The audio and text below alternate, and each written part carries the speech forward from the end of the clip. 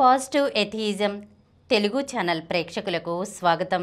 మనం గోరా నాస్తికుని జీవితం అనే పుస్తకంలో నుండి గోరా గారికి సంబంధించిన విషయాలను గురించి తెలుసుకుంటున్నాం కదా. ఈరోజు ఎపిసోడ్లో మరికొన్ని విషయాలను తెలుసుకుందాం. నిరంతర ఆశావాది గోరా ఒకసారి కలకత్తాలో ఒక ఉపాధ్యాయుల సభలో ఉపాధ్యాయునిగా నేను నేర్చుకున్నది అనే అంశంపై మాట్లాడుతూ ఇలా అన్నారు. నేను మనిషిగా జీవించాలని ప్రయత్నిస్తున్నాను. తోటి మానవులు కూడా నా వంటి వారే కనుక వారు కూడా మనుషులుగా జీవించాలని నేను కోరుతున్నాను. అందుకుగాను తోడ్పడాలని నేను కృషి చేస్తున్నాను. ఇందులో చేస్తున్నది చెప్పాలని, చెబుతున్నది చెయ్యాలని నేను ప్రయత్నిస్తున్నాను. మానవులందరూ సమానులని మన తత్వశాస్త్రాలు, నీతి గ్రంథాలు అన్నీ ప్రబోధిస్తున్నాయి. దీనినే ఆచరణలో పెట్టాలని ప్రయత్నిస్తున్నాను. కులం, మతం అడ్డువచ్చాయి. ఆర్థిక అసమానతలు అడ్డువచ్చాయి. దైవభావం, కర్మ సిద్ధాంతం, పరలోక నమ్మకాలు అడ్డువచ్చాయి.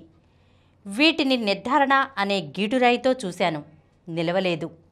అందుచేత ఇవి అబద్ధం అన్నాను, మానవ కల్పితం అన్నాను. ఈ ముక్క చెప్పినందుకు నన్ను ఉద్యోగాల్లోంచి తీసివేశారు, సంఘం నుంచి బహిష్కరించామన్నారు.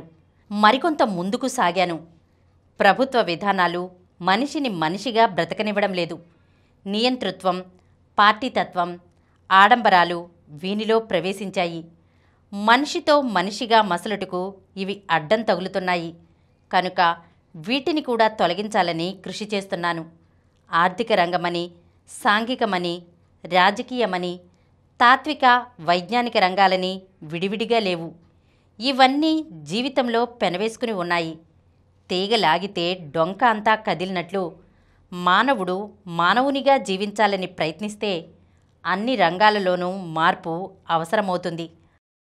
ప్రియమైన ప్రేక్షకులకు, ఈ నెల 4, 5 తేదీలలో నాస్తిక కేంద్రంలో నిర్వహిస్తోన్న 12వ ప్రపంచ నాస్తిక మహాసభల కార్యక్రమాల ప్రత్యక్ష ప్రసారాలని సమరం గోపరాజు ఎథిస్ సెంటర్ ఫేస్బుక్లో వీక్షించవచ్చు. అందుకే నాకు నాస్తికత్వం అంటే నిరీశ్వరవాదం కాదు. అన్ని రంగాలలోనూ నాస్తిక దృక్పథం అవసరం. నాస్తికత్వం అంటే నాకు సిద్ధాంత చర్చ కాదు, ఆచరణలో సమానత్వాన్ని ప్రతిబింబించే జీవిత విధానం. మానవుడు తోటి మానవుల మధ్య మానవునిగా జీవించడం నా ధ్యేయం. అందుకు నాస్తికత్వం నా విధానం. పై వాక్యాలలో గోరా తన ధ్యేయాన్ని, సాధనాన్ని చాలా స్పష్టంగా వివరించారు. మానవుల మధ్య మానవులుగా బ్రతకడం ఆయన ధ్యేయం. అందుకే అభివాదంలో ఆయన జై ఇన్సాన్ అనే పదాన్ని వాడారు. ఇన్సాన్ అంటే ఉర్దూ భాషలో మనిషి అని అర్థం. దాని వ్యుత్పత్తి తీసుకుంటే ప్రేమ గలవాడు అని అర్థం. మానవుల మధ్య ప్రేమ, సహకారం, సహనం, సమానత్వం, బాధ్యత, స్వాతంత్ర్యం, సంతోషం పెంపొందించాలని గోరా ప్రయత్నించారు. ఆస్తిక విధానంలో చాలామంది ప్రయత్నించారు. కానీ అందులో ఆధారం అసత్యమైంది. ప్రత్యక్షంగా ఉన్న మానవుని కంటే పరోక్షమైన మానవాతీత గుణం ప్రాధాన్యత వహించి మానవుని బానిస చేసింది. అదే జీవితంలోని అన్ని రంగాలలోనూ వ్యాపించింది. కనుక ఏ రంగంలోనూ మానవునికి సుఖం లేదు. దీనిని మార్చాలంటే అన్ని రంగాల నుంచి ఈ బానిస భావాన్ని తొలగించాలి. నాస్తికత్వాన్ని సాధనంగా తీసుకున్న గోరా కృషే అది. తాత్వికంగా దైవం, జన్మ పరంపర, పరలోకం అనే కల్పిత భావాల దాస్యం నుంచి, సాంఘికంగా కుల మత కట్టుబాట్ల పరాధీనత నుంచి, రాజకీయంగా ప్రభుత్వ విధానాల నిరంకుశత్వం నుంచి వ్యక్తిని విముక్తుణ్ణి చేయుటకు గోరా మూఢనమ్మకాల నిర్మూలన, వయోజన విద్య, సహపంక్తి భోజనాలు, వర్ణాంతర, మతాంతర వివాహాలు వంటి కార్యక్రమాల నుంచి, ప్రజాప్రాతినిధ్యం నుండి పార్టీతత్వం, ఆడంబరాలు తొలగించడం వరకు కృషి చేశారు.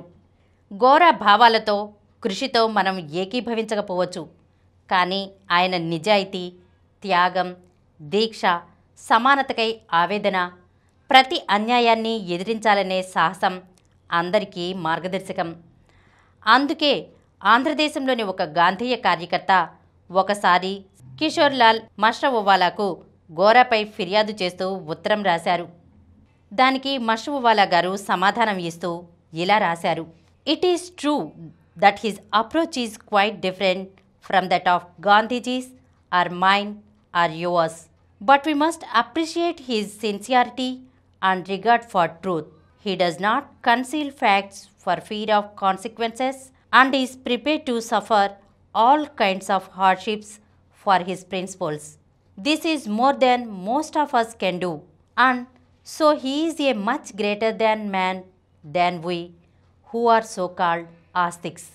ఆయన విధానం గాంధీజీ విధానం లేక నా విధానం లేక మీ విధానం కంటే భిన్నమైనదనట నిజం. అయితే సత్యం ఎడల ఆయనకున్న గౌరవం, నిజాయితీలను మనం హర్షించి తీరాలి. పరిణామాలకు భయపడి ఆయన యథార్థాలను దాచరు. తన సిద్ధాంతాల కొరకు అన్ని రకాల కష్టాలు, బాధలు సహించుటకు ఆయన సిద్ధపడి ఉన్నారు. ఇది మనలో చాలామంది చెయ్యలేని పని. అందుచేత ఆస్తికులమనుకునే మనకంటే ఆయన ఎంతో గొప్ప వ్యక్తి అని ఆ ఉత్తరం అర్థం. గోరా విధానాలకు విలువ కట్టాలంటే సమకాలీన సమాజానికి గోరాకు ఉన్న తేడాను దృష్టిలో ఉంచుకోవాలనే విషయాన్ని మష్రూవాలా కంటే తీవ్రంగా మరెవరూ హెచ్చరించగలరు? బహుశా ఇన్ని రంగాలలో ఒక్కసారి విప్లవ శంఖం పూరించిన వ్యక్తి మార్క్స్ తప్ప మరొకరు లేరేమో. గోరాకి పూర్వం నాస్తికుణ్ణి అని అనుకున్న వ్యక్తులున్నారు.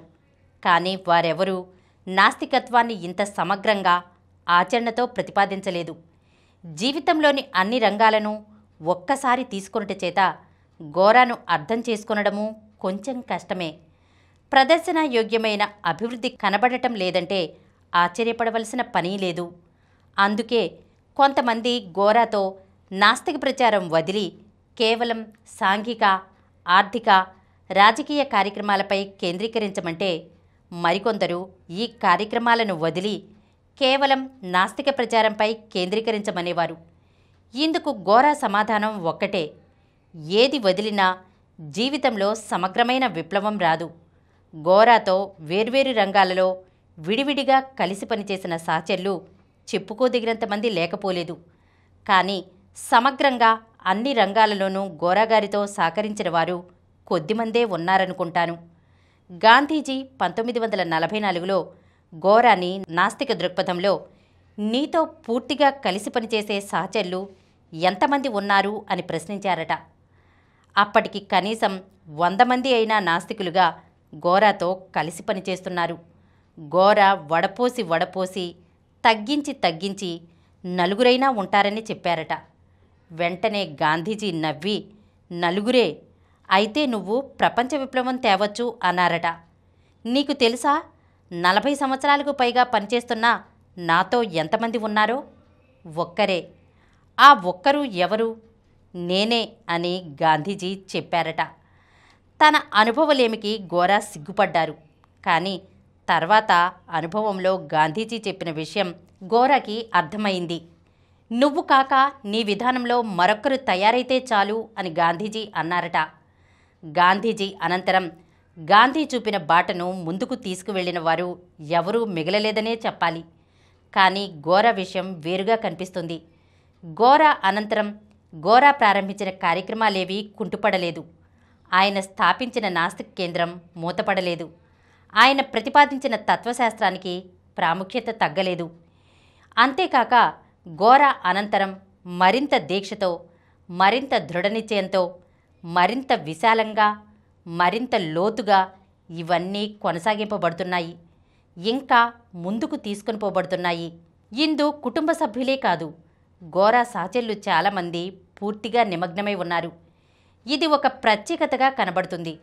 గోరా అనంతరం మరెందరో గోరాతో సరితూగగలవారు తయారవుతున్నారా అనిపిస్తుంది. గోరా తన కృషిలో తప్పటడుగులు వేయలేదా అనే ప్రశ్న వస్తుంది. తప్పకుండా వేసి ఉంటారు. ఆయన కూడా మానవ మాతృలే. అయితే 2 విషయాలు మళ్ళీ మనం చూడవలసి ఉంటుంది. తప్పు చేయడం తప్పు కాదు, కానీ తప్పు అని తెలిసిన తర్వాత దిద్దుకోకపోవడం తప్పు అని గోరా అనేవారు. దిద్దుకున్నందువల్ల తప్పటడుగు ప్రభావం పోయి తప్పు కనబడదు. 2వ విషయం, గోర ఇన్ని రంగాలలో ఒక్కసారి కృషి చేస్తున్నప్పుడు ఒక రంగంలో చేసిన పని కేవలం మరొక రంగం దృక్కోణం నుంచి మాత్రమే చూస్తే తప్పుగా కనబడవచ్చు. సమగ్రంగా అన్ని రంగాలలో దానివల్ల రాగల ఫలితాలను పరిణామాలను పరిశీలిస్తూ అది సరైనదే కావచ్చు. ఇట్టి సమగ్ర దృష్టితో గోర జీవితానికి విలువ కట్టాలంటే ముందు ఆయన్ను సమగ్రంగా అర్థం చేసుకోవాలి.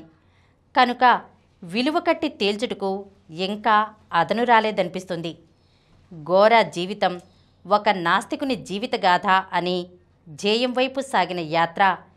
ఈ యాత్రలో పెను తుఫానులను ఎదుర్కొన్నప్పుడు ఆయన సాగలేక నిలబడిన ఘట్టాలు ఉన్నాయి. కొంచెం వాలుగాలి వీస్తే పరిగెత్తిన సందర్భాలు ఉన్నాయి. ఆయనకు వయసు పెరుగుతున్నా నిరుత్సాహం నైరాస్యం రాలేదు. నిరంతర ఆశావాది అయినా, శరీర పటుత్వం సడలినా సుఖాన్ని కోరని త్యాగవాహిని, విరామ మెరుగని చైతన్యంతో బురకలు వేసిన విప్లవ ప్రవాహం మరెందరినో ఆయన జీవితం ప్రభావితం చేసింది, చేస్తున్నది. ఆ ప్రభావాన్ని ఎంతగా హర్షించి స్వీకరిస్తే అంత త్వరగా మానవులుగా మనగలుగుతాం. ఈరోజు మనం గోర గారికి సంబంధించిన కొన్ని విషయాలను గురించి తెలుసుకున్నాం కదా. వచ్చే ఎపిసోడ్లో మరికొన్ని విషయాలతో కలుద్దాం. ఈ కార్యక్రమం మీకు ఎంతో నచ్చింది కదా. ఇటువంటి మరిన్ని వీడియోల కోసం అనతి కాలంలోనే 20 కోట్లకు పైగా వ్యూస్ సాధించిన సమరం ఛానల్ సమర్పించు పాజిటివ్ ఎథియిజం తెలుగు ఛానల్కు సబ్స్క్రైబ్ చేయండి, లైక్ చేయండి, మీ ఫ్రెండ్స్కి షేర్ చేయండి. అలాగే ప్రక్కనున్న గంట సింబల్ని ప్రెస్ చేయడం మర్చిపోకండి.